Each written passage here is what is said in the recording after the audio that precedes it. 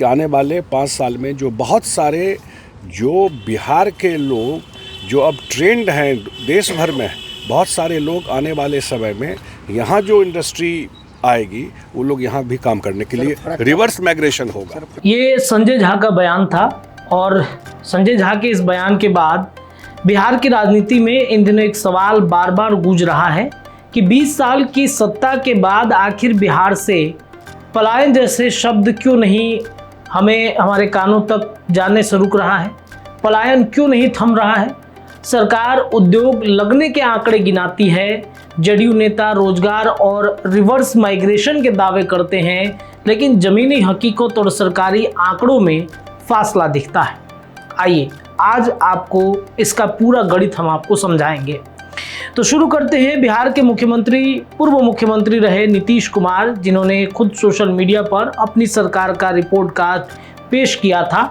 उनके अनुसार साल 2005 में बिहार में औद्योगिक क्षेत्र की संख्या महज 46 थी, जो 2025 से बढ़कर 94 हो चुकी है। इसी तरह औद्योगिक इकाई की संख्या 2005 के 1674 से बढ़कर 2025 में करीब 3500 तक पहुंच गई है। सरकार का दावा है कि हाल ही में लागू बिहार औद्योगिक निवेश प्रोत्साहन पैकेज 2025 के जरिए अगले 5 सालों में करीब 1 करोड़ युवाओं को रोजगार मिलने की उम्मीद है। 40 करोड़ रुपए तक की ब्याज सब्सिडी जैसी सुविधाएं नए निवेशकों को दी जा रही हैं।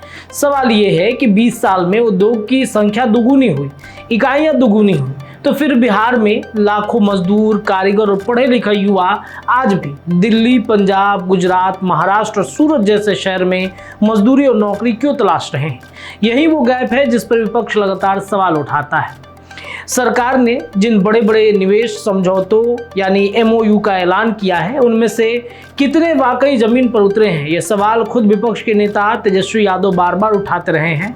हाल ही में बिहार के 22,500 करोड़ रुपए के न्यूक्लियर एनर्जी निवेश समझौता पर सवाल उठा कि महज 11 लाख रुपए की पूंजी वाली एक कंपनी इतना बड़ा निवेश आखिर कैसे करेगी। इसी तरह विपक्ष ये भी पूछता रहा कि 2024 और 25 में हुए 2 लाख करोड़ रुपए से ज्यादा के पुराने निवेश समझौतों का क्या हुआ। क्या वे उद्योग असल में जमीन पर लगे या सिर्फ कागजों और प्रेस विज्ञप्तियों तक ही सीमित रह गए हैं। जमीनी स्तर की तस्वीर भी कुछ अलग कहानी कहती है।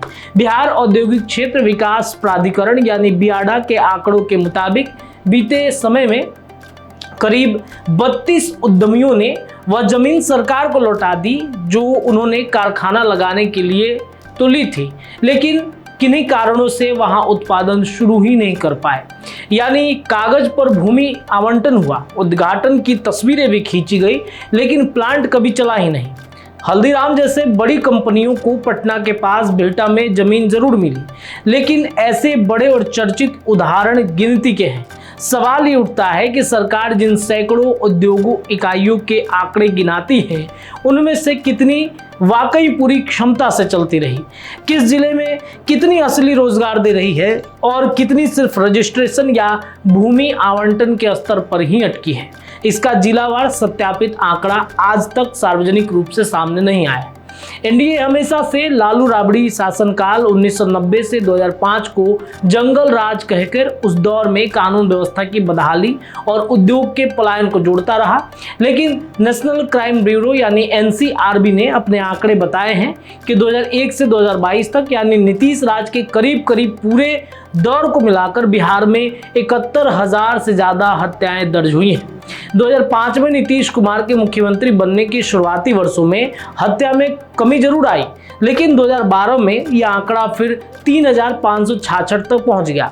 हालांकि 2016 में सबसे कम 2,581 मामले दर्ज हुए, फिर भी 2021 में 2,799, 2022 में 2,930 और 2023 में 2,862 हत्याएं दर्ज हुई हैं। यानी हर साल औसतन करीब 2,800 से 3,000 हत्याएं होती रही।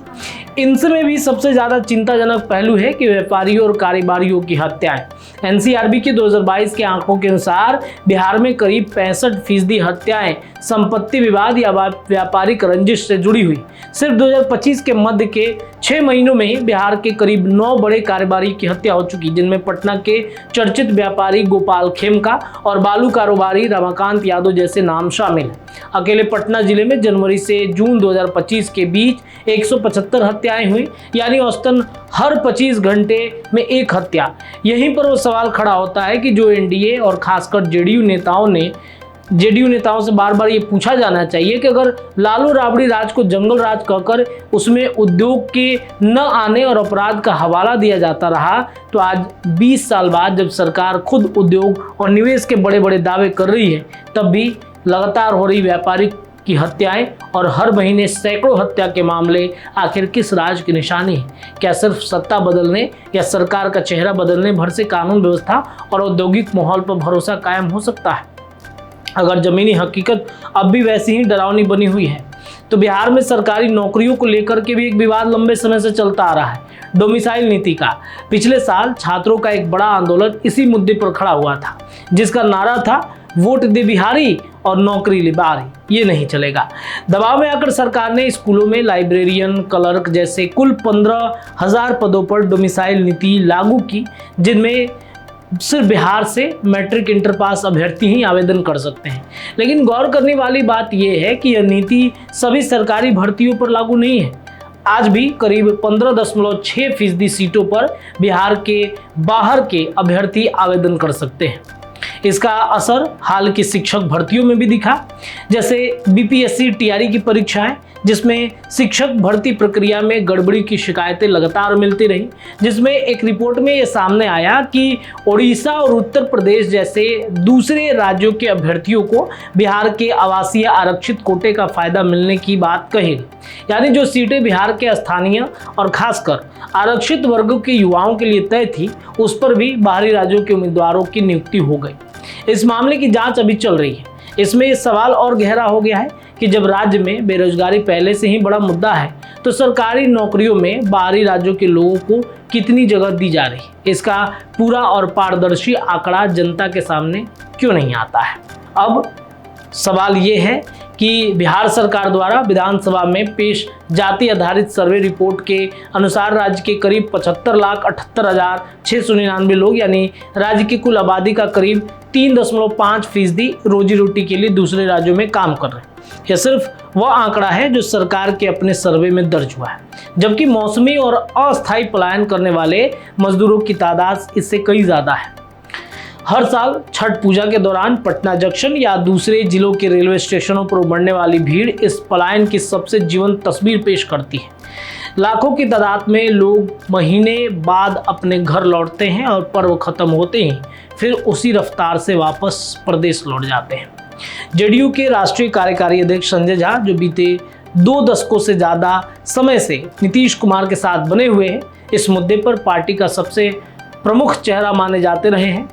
एक समय में दरभंगा में हुए एक एनडीए सम्मेलन में उन्होंने कहा था कि नीतीश कुमार को बिल्कुल उजड़ा हुआ बिहार मिला था, जिसे पटरी पर लाने में उन्हें 10 से 15 साल लग गए, और अब उम्मीद है कि जो पलायन हुआ था वो आने वाले समय में बिहार की ओर रिवर्स पलायन के रूप में लौटेगा। एक दूसरे मौके पर भी उन्होंने ये दावा किया था कि कांग्रेस राजद के शासनकाल में पलायन हुआ, जबकि नीतीश कुमार के राज में पलायन रुक गया है। तो सवाल ये है कि 25 सालों से सरकार रिवर्स पलायन आखिरकार करवा क्यों नहीं रही है।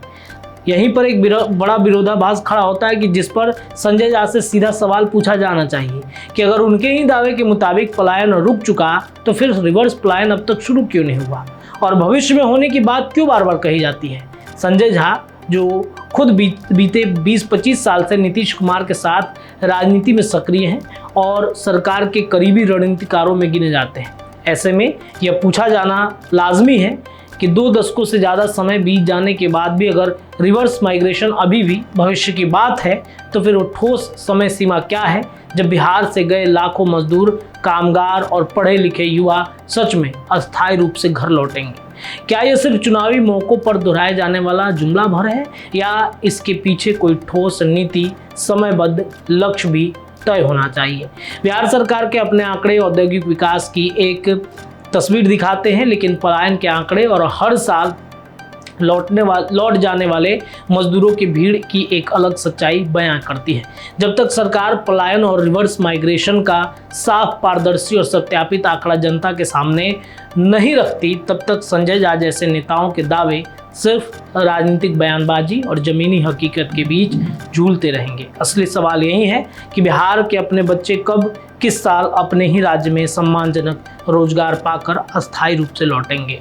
आपको क्या लगता है? अपनी राय कमेंट में डालिए। जुड़े रहिए बिहार न्यूज़ टुडे के साथ। धन्यवाद। वीडियो पसंद आए तो इसे लाइक और ज्यादा से ज्यादा शेयर करें। हमारे चैनल को सब्सक्राइब करना न भूलें ताकि आपको हर जरूरी खबर सबसे पहले मिल सके। अगर आप किसी खास विषय या मुद्दे पर वीडियो देखना चाहते हैं तो कमेंट करके जरूर बताएं।